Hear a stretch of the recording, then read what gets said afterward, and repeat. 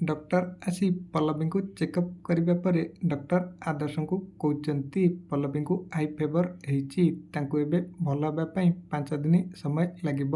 ଡକ୍ଟରଙ୍କ ପାଖରୁ ଏମିତି କଥା ଶୁଣିବା ପରେ ପଲ୍ଲବୀ ଡକ୍ଟରଙ୍କୁ କହୁଛନ୍ତି ଆପଣ ମୋତେ ହାଇ ପାୱାର ମେଡ଼ିସିନ ଦିଅନ୍ତୁ, ଯେମିତି ମୁଁ ଶୀଘ୍ର ଭଲ ହେଇଯିବି, କାହିଁକିନା ଆଉ 8 ଦିନ ପରେ ମୋର UPSCର ଏକ୍ଜାମ ଅଛି। ପଲ୍ଲବୀଙ୍କ ପାଖରୁ ଏମିତି କଥା ଶୁଣିବା ପରେ ଡକ୍ଟର ପଲ୍ଲବୀଙ୍କୁ କହୁଛନ୍ତି ମୁଁ ମେଡ଼ିସିନ ଲେଖିଦେଇଛି, ଆପଣ ସେ ମେଡ଼ିସିନ ଖାଇଲେ ଜଲ୍ଦି ଭଲ ହେଇଯିବେ।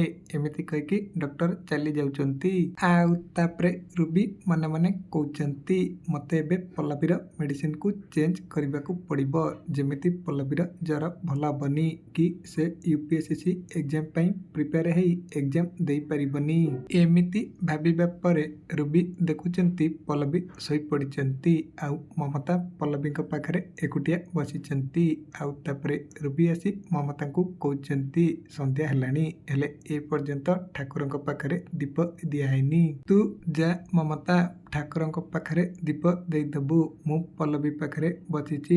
ରୁବିଙ୍କ ପାଖରୁ ଏମିତି କଥା ଶୁଣିବା ପରେ ମମତା ଠାକୁରଙ୍କ ପାଖରେ ଦୀପ ଦେବା ପାଇଁ ଚାଲି ଯାଉଛନ୍ତି। ଆଉ ସେହି ସମୟରେ ରୁବି ପଲ୍ଲବୀଙ୍କର ମେଡ଼ିସିନକୁ ଚେଞ୍ଜ କରିଦେଉଛନ୍ତି। ତେବେ ଦର୍ଶକ ବନ୍ଧୁ, ପଲ୍ଲବୀ ଏବେ କ'ଣ UPSC ଏକ୍ଜାମ ପାଇଁ ପ୍ରିପେୟାର ହେଇ ଏକ୍ଜାମ ଦେଇପାରିବେ କି? ଯଦି ହଁ କମେଣ୍ଟରେ ୟେସ୍ ଲେଖନ୍ତୁ।